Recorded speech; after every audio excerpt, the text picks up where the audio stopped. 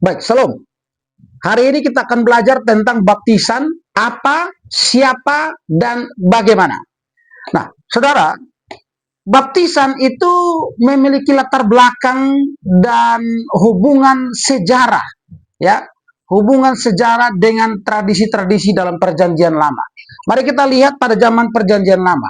Jadi baptisan yang dilaksanakan dalam kekristenan di masa Perjanjian Baru ini berakar pada tradisi Perjanjian Lama atau tradisi Yudaisme, ya, atau tradisi agama Yahudi, ya, pra-Kristen. Yaitu apa saja? Kita bisa lihat yang pertama, dalam Perjanjian Lama ada upacara pembasuhan, ya. Misalnya, bejana pembasuhan pada kemah suci, yaitu upacara pembasuhan para imam di kemah suci, ya, di muka kemah suci dan kemudian bait Allah, ya. Pembasuhan tangan dan kaki ini tercatat dalam Keluaran 30 ayat 17 sampai 21. Pembasuhan seluruh badan itu Imamat pasal 16 ayat 3 sampai 4. Pembasuhan ini dilakukan sebelum seorang imam menjalankan tugas mereka sebagai imam, ya. Pembasuhan pada upacara pentabisan imam. Jadi sebelum dia bertugas atau dia menjadi seorang imam, dia ditabiskan pertama kali, dia harus dibasuh. Imamat pasal 8 ayat 5 sampai ayat yang ke-6.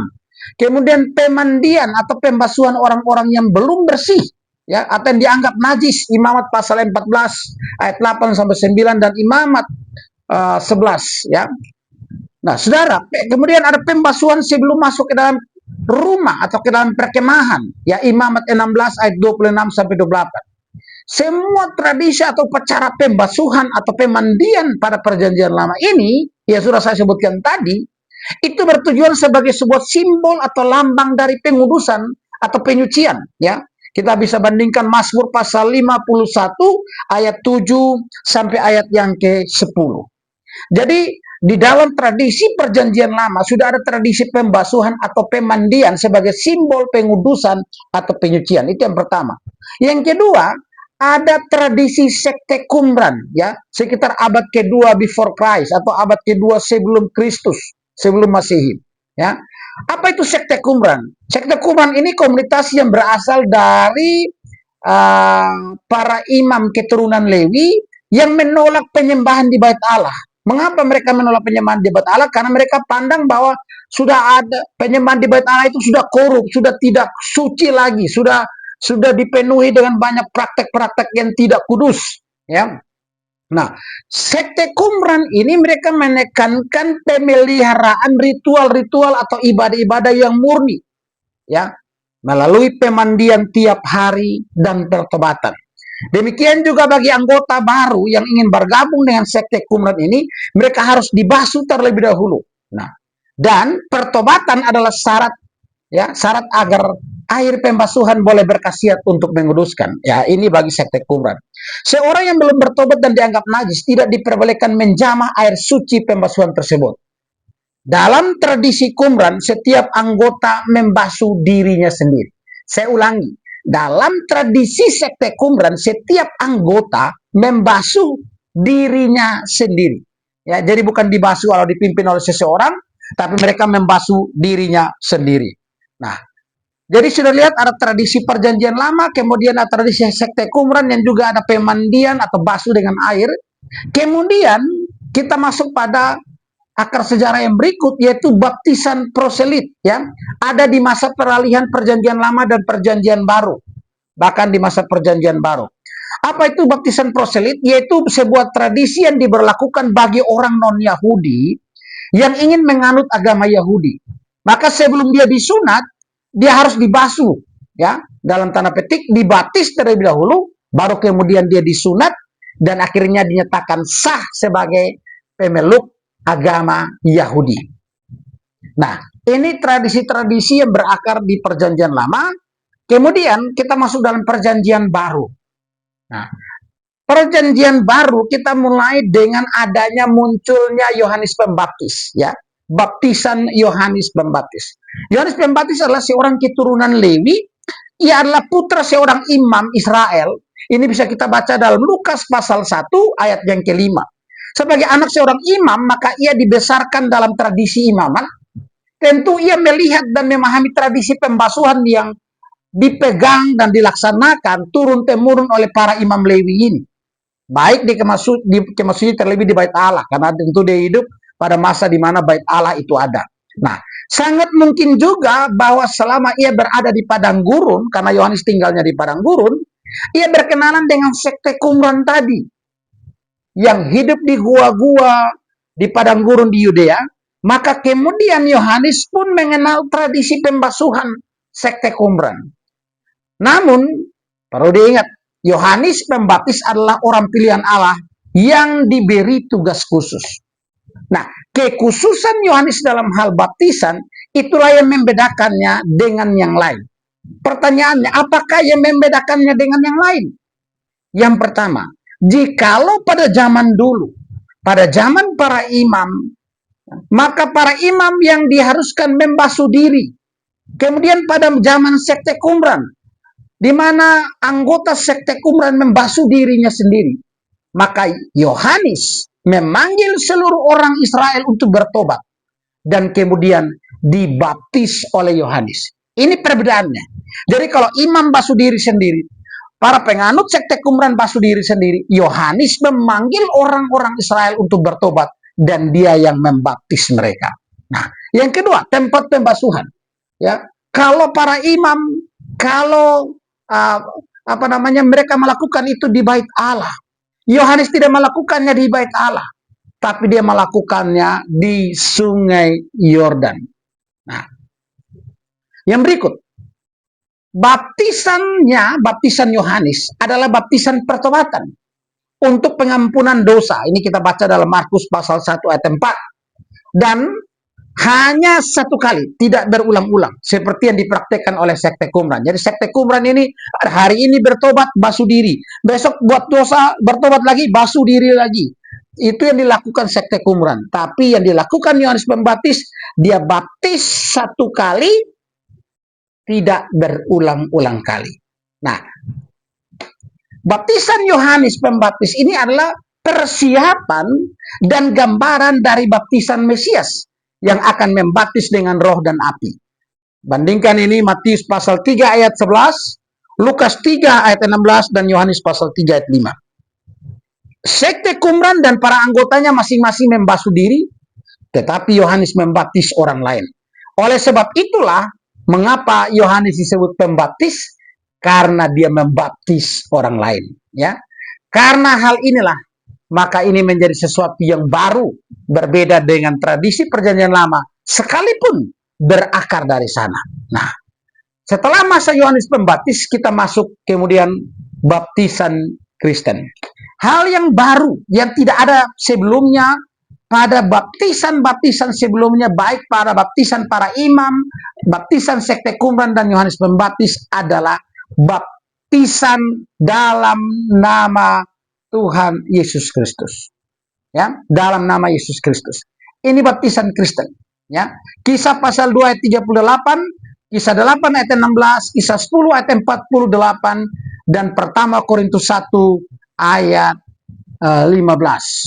Nah, saudara-saudara, jadi kita sudah bisa melihat bahwa ada paling tidak ada hubungan sejarah baptisan Kristen dengan baptisan-baptisan pada zaman perjanjian lama hingga zaman Yohanes Pembaptis. Nah, sekarang kita masuk pada poin yang kedua, cara baptisan. Rencana keselamatan Allah bagi dunia ini bersifat kekal. Jadi bukan mendadak baru Allah tiba-tiba menyusun rencana keselamatan. Sejak kekekalan Allah telah menetapkan tentang karya keselamatan itu. Ya. Dan karya keselamatan ini melibatkan 3 oknum atau 3 pribadi Allah Tritunggal, yakni Bapa, Putra, dan Roh Kudus. Bapa sebagai perencana, Anak sebagai pelaksana, dan Roh Kudus sebagai peneguh yang meneguhkan semua rencana dan karya itu. Nah, dalam hal ini Anak dengan sungguh-sungguh menuntaskan karya penebusannya di atas kayu salib, dan Roh Kudus meneruskan, menerapkan, dan meneguhkan karya itu kepada dan di dalam kehidupan orang percaya melalui lahir baru, kesadaran, serta pengakuan dosa atau pertobatan. Oleh sebab itulah dalam gereja kita mengenal dua macam sakramen yang bertujuan mengingatkan dan menyimbolkan karya kedua oknum Allah tersebut, yaitu perjamuan kudus untuk mengingatkan kita dan menyimbolkan karya Kristus, dan yang berikut baptisan untuk mengingatkan dan menyimbolkan karya daripada Allah Roh Kudus. Nah, dengan demikian baptisan air melambangkan karya Roh Kudus. Sekali lagi saya ulangi. Dengan demikian, baptisan air melambangkan karya Roh Kudus. Nah, hubungan antara baptisan air dan Roh Kudus ini nampak dalam Matius pasal 3 ayat 11, di mana Yohanes menghubungkan baptisannya dengan baptisan airnya dia dengan baptisan Yesus, yaitu baptisan dengan Roh Kudus dan api. Ia menempatkan kualitas baptisannya, baptisan dengan air, berada di bawah dari kualitas baptisan Yesus, baptisan dengan roh dan api. Berarti baptisan air bukan yang terutama, bukan yang terpenting, dan bukan baptisan yang sesungguhnya. Itu hanya simbol, itu hanya lambang dari baptisan yang sesungguhnya, yaitu oleh Roh Kudus. Nah, untuk memahami cara baptisan, maka kita perlu memahami beberapa hal. Ini penting sekali sebab terjadi perdebatan di antara gereja-gereja dalam aras Protestan ini. Ya, gereja kalangan Pentakosta, karismatik, dan sebagian Injili mengatakan baptisan haruslah selam. Sedangkan gereja-gereja Protestan arus utama mengatakan baptisan itu percik atau basuh. Terjadi perdebatan yang cukup panjang bertahun-tahun sampai hari ini. Saling mengklaim mana yang paling benar, mana yang salah. Tapi tentu kita harus bertitik tolak kepada kebenaran. Kita harus kembali kepada Alkitab, back to the Bible, dan kita melihat apa kata Alkitab tentang baptisan, tentang cara baptisan. Mari kita lihat kebenaran firman Tuhan ini. Kita perlu melihat, karena baptisan air adalah simbol atau lambang dari baptisan Roh Kudus, maka cara baptisan Roh Kudus itu menjadi cara daripada baptisan air. Coba kita lihat Kisah pasal 2 ayat 3. Ya, karena baptisan air adalah lambang dari baptisan Roh Kudus, maka prinsip-prinsip yang ada dalam baptisan Roh Kudus harus ada juga di dalam baptisan air. Artinya apa? Artinya yang melambangkan tidak boleh bertentangan dengan yang dilambangkan, termasuk cara. Nah, bukankah para penganut baptisan selam selalu mengutamakan cara, dan bagi mereka cara sangatlah penting. Nah, di ayat ini, ya, ayat dari Kisah 2 ayat 3 ini dikatakan bahwa cara yang tampak, ya, dalam baptisan Roh Kudus ketika pencurahan Roh Kudus pada hari Pentakosta itu dikatakan Roh Kudus, ya, lidah-lidah api bertebaran dan hinggap di atas kepala. Sekali lagi, bertebaran, ya, lidah-lidah api dan hinggap di atas kepala para rasul. Nah, hal ini sesuai dengan prinsip Roh Kudus dicurahkan. Jadi cara dalam baptisan Roh Kudus adalah Roh Kudus dicurahkan dari atas ke bawah, kemudian dia bertebaran hinggap di atas kepala murid-murid atau para rasul, ya. Jadi murid-murid atau para rasul tidak ditenggelamkan ke dalam Roh Kudus, tapi Roh Kudus dicurahkan ke atas, ya, murid-murid atau para rasul. Ya, maka pencurahan air di atas kepala atau pemercikan, ya, dalam upacara baptisan adalah tata cara yang sesuai dengan gambaran baptisan Roh Kudus, ya, karena murid-murid tidak pernah dikatakan ditenggelamkan ke dalam Roh Kudus, tapi dikatakan Roh Kudus dicurahkan bertebaran hinggap di atas kepala dari para murid atau para rasul. Ini prinsip teologis yang pertama, ya, prinsip Alkitabiah yang pertama. Yang berikut, untuk kita pahami cara baptisan, kita juga perlu pahami arti dari kata baptisan. Ya, kontroversi cara baptisan juga bersumber dari pengertian tentang makna atau arti dari baptisan itu sendiri. Kata baptisan berasal dari bahasa Yunani yaitu bapto, ya, kata dasarnya bapto, dan bentuk kata kerjanya adalah baptiso. Ya, para penganut baptisan selam selalu berkata bahwa kata tersebut berarti tenggelam atau ditenggelamkan atau dicelupkan. Dan menurut mereka itulah arti satu-satunya. Sekali lagi, ini menurut mereka, ya, penganut baptis selam. Nah, namun kita memiliki bukti dan beberapa ayat firman Tuhan bahwa itu bukanlah arti satu-satunya. Jadi dicelupkan, ditenggelamkan itu bukan arti satu-satunya dari kata baptiso atau kata baptis tadi. Nah, misalnya ya, kita bisa melihat kata-kata yang lain. Markus pasal 7 ayat 4. Markus pasal 7 ayat 4 berbunyi demikian. Dan kalau pulang dari pasar, mereka juga tidak akan makan kalau tidak lebih dahulu membersihkan atau membasuh. Kata membersihkan atau membasuh di sini menggunakan kata baptisontai dari kata dasar baptiso tadi. Ya. Jadi saya baca ulang ayatnya. Dan kalau pulang dari pasar mereka juga tidak makan kalau tidak lebih dahulu membersihkan atau membasuh. Baptisontai bahasa Yunaninya.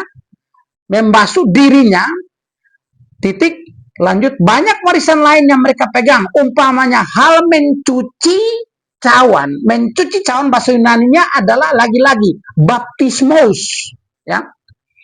Kendi dan perkakas-perkakas tembaga serta tempat pembaringan, ya. Tempat pembaringan, ya.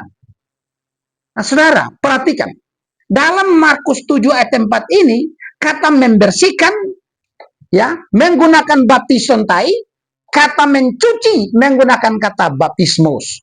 Kedua kata ini berasal dari kata dasar bapto, yang kata kerjanya tadi baptiso tadi. Ini berarti apa, saudara? Ternyata ini berarti baptiso, bapto itu, baptis itu bisa berarti membersihkan, bisa berarti mencuci. Jadi tidak bermakna tunggal, yaitu mencelupkan atau menenggelamkan seperti yang diklaim oleh kelompok penganut baptisan selam. Kemudian kita lihat ayat kedua. Lukas pasal 11 ayat 38. Orang Farisi itu melihat hal itu dan ia heran karena Yesus tidak mencuci tangannya sebelum makan. Perhatikan ayat Lukas 11 ayat 38 ini kata mencuci tangan itu menggunakan bahasa Yunani baptiste. Baptiste. Ya. Kata baptiste juga berasal dari kata dasar bapto atau baptis tadi. Maka bila baptis hanya berarti ditenggelamkan atau selam atau dicelupkan seperti penganut baptisan selam klaim, maka harusnya dikatakan Yesus menenggelamkan tangannya. Tapi ternyata Lukas 11 ayat 38 dikatakan Yesus tidak mencuci. Dan memang ini lebih cocok dengan tradisi Yahudi. Mereka harus mencuci terlebih dahulu tangannya sebelum mereka makan. Mengapa? Karena debu itu najis. Dan dalam mencuci tangan, mereka menggunakan air, mereka bersihkan, mereka basuh tangannya, lalu mereka makan. Jadi ternyata baptis tidak harus selalu berarti tenggelam, dicelupkan, tapi juga bisa mencuci, membersihkan, ya, dan ya, mencuci dan membersihkan, ya. Dua ayat yang kita sudah baca. Sekarang kita lihat lagi satu ayat, Matius pasal 26 ayat 23. Ia menjawab, dia yang bersama-sama dengan aku mencelupkan tangannya ke dalam pinggan ini, dialah yang menyerahkan aku. Di sini kata mencelupkan menggunakan kata Yunani embapsas, dan sekali lagi berasal dari kata dasar bapto yang berarti baptis. Nah, kita sudah menemukan tiga arti dari kata baptis: mencuci, membersihkan, mencelupkan. Sekarang kita lihat 1 Korintus 10 ayat 1 dan 2.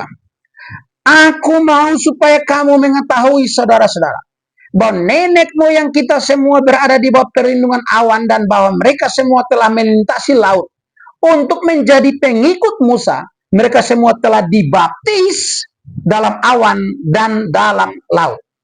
Perhatikan, mari kita simak baik-baik ayat ini. Dikatakan untuk menjadi pengikut Musa, mereka semua telah dibaptis, ya. Ini menarik sekali, saudara. Mengapa? Karena kalau kata baptis hanya berarti celup atau selam atau ditenggelamkan, maka bertentangan dengan ayat ini.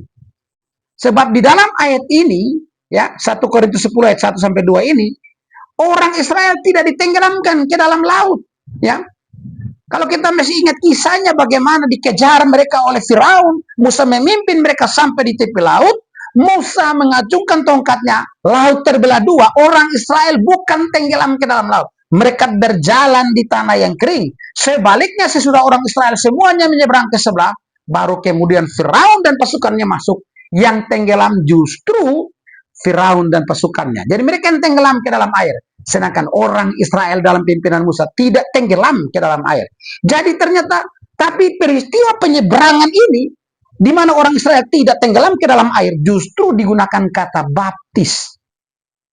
Mereka tidak tenggelam ke dalam air, tapi dikatakan mereka dibaptis. Nah, saudara, ya, jadi kalau mereka menyeberang, ini air laut terbelah dua, mereka jalan di tengah, di tempat yang kering, paling-paling yang kemungkinan yang sebesar yang bisa terjadi adalah angin bertiup dan mereka terkena percikan-percikan air. Tapi mereka tidak ada yang basah karena tenggelam. Sebaliknya Firaun dan pasukannya basah karena tenggelam di dalam air itu. Jadi kita lihat jelas berarti baptis tidak harus berarti celup atau selam atau ditenggelamkan seperti klaim kelompok penganut baptisan selam. Sekarang kita lihat ayat berikut. Ibrani pasal 9 ayat 10. Karena semua itu di samping makanan, minuman, dan berbagai macam pembasuhan hanyalah peraturan untuk hidup insani yang hanya berlaku sampai tiba waktunya pembaharuan. Kata pembasuhan di sini juga menggunakan kata baptismois, ya, yang berarti basuh atau membersihkan atau mencuci. Jadi profesi pertama dari arti kata baptis. Ternyata klaim sepihak dari saudara-saudara kita bahwa baptisan haruslah selam gugur. Karena ternyata arti kata baptis tidak bermakna tunggal. Baptis bisa berarti dicelupkan, baptis bisa berarti membasuh, mencuci, membersihkan, mencelupkan atau menenggelamkan. Jadi tidak bermakna tunggal.